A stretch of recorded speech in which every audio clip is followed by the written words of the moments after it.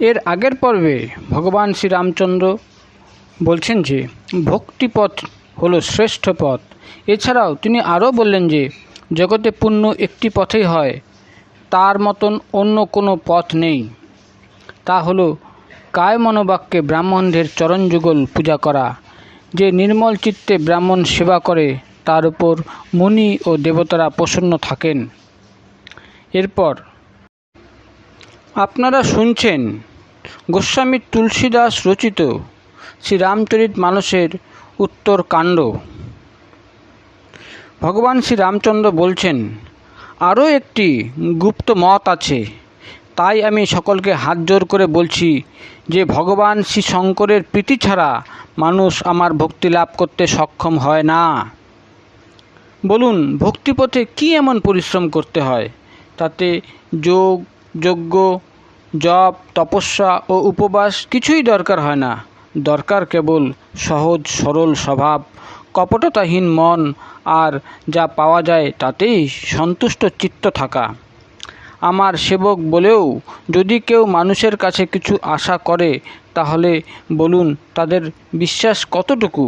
অর্থাৎ আমার উপর তাদের আস্থা অতিশয় দুর্বল। আর কি বলবো হে ভাই সকল, আমি তো এই আচরণেরই বশীভূত, যে শত্রুতা করে না, বিবাদ করে না, অপরের কাছে কিছু আশা করে না, আর অপরকে ভয় করে না, তার জন্য তো সকল দিকই সুখময়।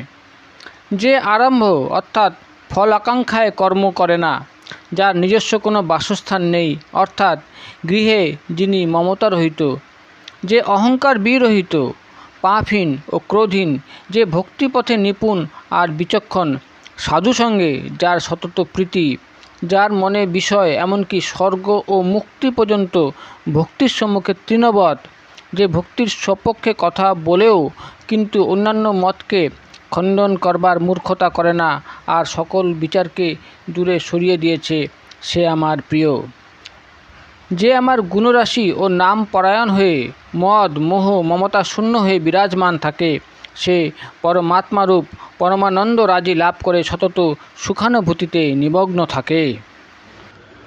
প্রভু শ্রীরামচন্দ্রের অমৃতসম কথা শ্রবণ করে সকলে কৃপাসিন্ধুর চরণ ধারণ করে বলল, হে কৃপানিধান, আপনি আমাদের মাতা পিতা গুরু বন্ধু সব কিছু আর প্রাণাধিক প্রিয়।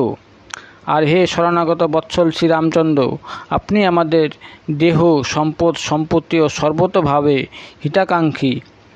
এমন শিক্ষা আপনি ছাড়া আর কে দিতে পারে?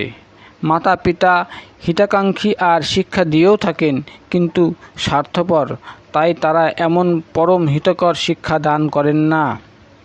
হে অসুরারি, জগতে নিঃস্বার্থ উপকারী কেবল দুইজন, এক আপনি, অন্যজন আপনার সেবক। অন্য সকলে স্বার্থে মিত্রতা করে থাকে। হে প্রভু, তাদের মধ্যে স্বপ্নেও পরমার্থ ভাব থাকে না। সকলের প্রেম রস সিঞ্চিত কথা সকল শ্রবণ করে শ্রী রঘুনাথ প্রসন্নচিত্ত হয়ে উঠলেন। সকলে তখন শ্রীপ্রভুর অনুমতি নিয়ে সেই সকল উপদেশের প্রশংসা করতে করতে নিজ নিজ গৃহে প্রত্যাগমন করলেন। ভগবান শ্রী শঙ্কর বললেন, হে উমা, অযোধ্যাবাসী জনগণ নর নারী নির্বিশেষে কত সৌভাগ্য সম্পন্ন। তারা সচ্চিদানন্দ ঘন পরব্রহ্ম পরমেশ্বরকে তাদের রাজারূপে লাভ করেছিল। একবার অনিন্দ্য সুন্দর সুখধাম শ্রীরামচন্দ্র সকাশে গুরু বশিষ্ঠ দেবের আগমন হলো। শ্রী রঘুপতি গুরুদেবকে সাদর অভ্যর্থনা করলেন, আর স্বয়ং তার শ্রী পাদ প্রক্ষালন করে পাদোদক ধারণ করলেন।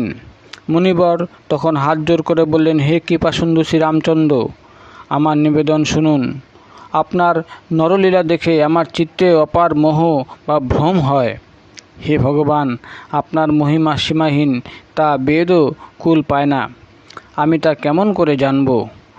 পুরোহিতের কর্ম মোটেই সম্মানজনক নয়। বেদ পুরাণ ও স্মৃতি সকলেই তার নিন্দা করে থাকে। আমি সূর্যবংশের কুলপুরোহিতের কর্ম নিতে চাইনি। তখন ভগবান শ্রী ব্রহ্মা আমাকে বলেছিলেন, হে পুত্র, এতে পরবর্তীকালে তোমার প্রভূত লাভ হবে। স্বয়ং পরব্রহ্ম পরমেশ্বর নররূপ ধারণ করে রঘুকুলভূষণ রূপে রাজা হবেন।